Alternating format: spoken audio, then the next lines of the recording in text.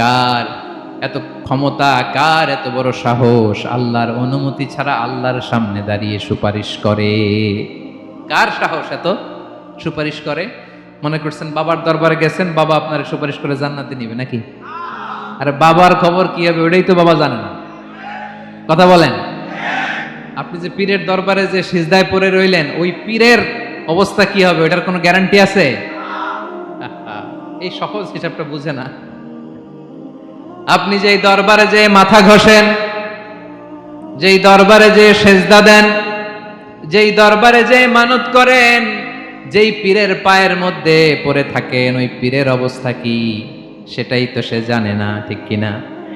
কেউ সুপারিশ করতে পারবে না। তবে হ্যাঁ, আল্লাহ যদি কাউকে দয়া করে অনুমতি দেয় তাহলে করতে পারবে, তাহলে পারবে। সেই কিয়ামতের দিনটা বড্ড ভয়ঙ্কর, কেউ সুপারিশ করার সাহস পাবে না।